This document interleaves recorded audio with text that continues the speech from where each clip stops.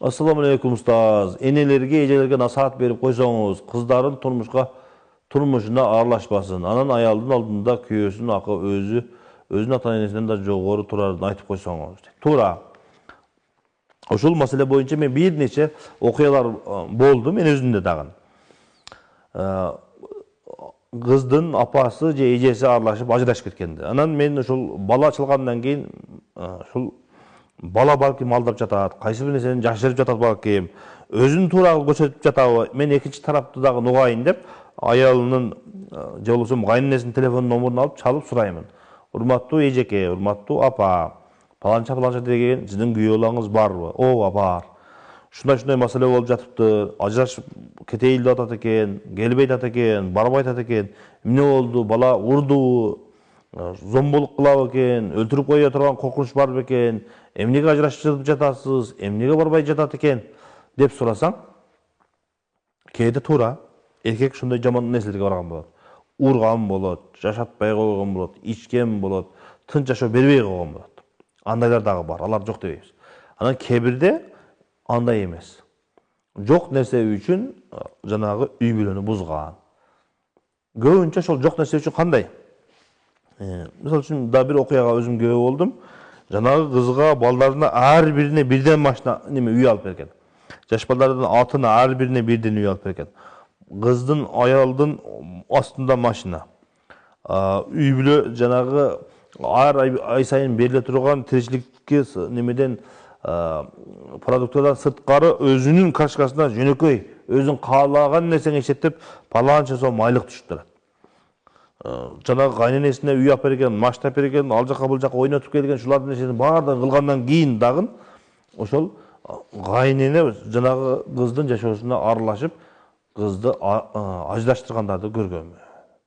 Эгерде кыздын апасы, эжеси, досу, жанагы укукчулар кошулуп аралаштыра үй бүлөнү бузгандан кийин анан эки кол мурдуна тыгып отуруп калат. Кээде адамдар ушундай деп ойлоп калат экен да. Мен ушул үйдү алсам эле болду. Ушул бүгүнкү күндө эр менен согушуп, ажырашып, соттошуп жүрүп, мен ушул байлыкка жетсем болду. Бүгүн ушул машинаны алсам, үйдү алсам соттошуп, балдарга акчаны бөлдүрүп алсам эле болду, бактылуу жашайм деп ойлойт экен. Урматтуу бир туугандар, андай эмес. Мен ушул окуя боюнча кече бүгүн окудум окшойт. Бир аял ушинтип күйөөсү менен бир жакшы эле жашап жаткан жеринен эки балалуу болгондон кийин ар нерсени ойлоп таап, жок жерден уруштарды таап ажырашыптыр. Жөн эле ажырашып калбастан ага ушул эркекке тиешелүү болгон байлыктардын баардыгын алыптыр. Байлыгын алып, баардыгын өзүнө өткөзүп, жаздырып алгандан кийин анан күйөөсү кайнатасына барыптыр. Ушундай окуя болду. Кайнатасына барган болсо, кызыма берген экенсиң, жаздырган экенсиң, өзүң ушундай болуп турду, эчне кайрадан урушуп жөнөттүр. Сотко барыптыр. Сотко барса, сотто дагы ал жерде сен үй ушул нерселердин баардыгын өткөзүп берген экенсиң деп эч ким сөзүн укпаптыр.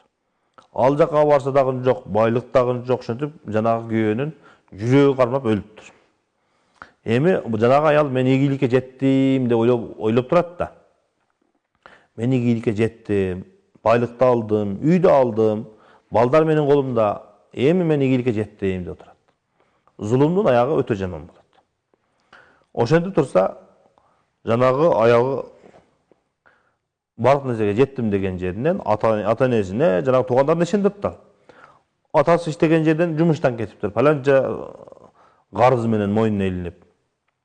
Жанагы ишенип аткан балдары бардыгы таштап кетиптир. Башка мамлекетке. Өзү жалгыз калгандан кийин өзү ооруп, бир күн бөйлөгүн, бир күн канын алмаштырып жүрүп, өзүм ушундай жаман оор акыбалга калдым дейт. Эмнеге дегенде мен ошол зулумдун өзү билет аны. Зулум кылган адам өзүнүн зулумун билет. Ошол зулумдун мөмөсүнү бүгүн көрүп жатамын дейт. Ошондуктан айтарым, урматтуу эже карындаштар, күйөөнү ушундай кыйынчылыкка алып барып, соттошуп, жок жерден анын байлыгын, үйүн, машинасын, балдарын алып, ошо менен ийгиликке жетем деп ойлош керек. Бүгүн балким байлыкты алдыңыз. Бүгүн балким сиз машинасын минип качып кеттиңиз. Бир тууганыңызга айтып, алгаларга, буларга айтып, машинасыны, байлыгын алдырып алдыңыз. Үйдү өзүңүздүн атыңызга жаздырып алдыңыз. ошо менен эле жашоо бүтүп калбайт. Жашоонун эртеси бар, тойдун эртеси бар дегендей эле, ошол күнүн эртеси дагы бар. Эртеге жашооңуз кандай болот? Ден соолугуңуз кандай болот? Бул дүйнөдөгү. Ал эми эртеге акыретте Кудайдын астына баргандагы жашооңуз кандай болот? Ал андан дагы оор. Ошондуктан кыска ойлоп, убактылуу нерселерге кызыкпастан, балким инсан акыретин ойлоп, өзүнүн акыретин ойлоп, ушундай зулумдукка барбаш керек. Эже менен карындаштарга, жанагы апаларына дагы өзүнүн кызынын жашоосуна аралашып ушундай жаман акыбалдарга алып баргандарга айтар элем. Кызыңыздын жашоосуна аралашпа. Турмушка чыктыбы, бала чакасы менен тынч жашап жатабы, аны тим коюң, ошол өзү бактылуу kessin, бактылуу жашасын, бала чакасы болсун, шеменде болбосун. Эртеге үйүңүзгө келгенден бир күн багасыз, 2 күн багасыз. Эртеге өтүп кеткен болсоңуз, балаңыз баткызбайт аны.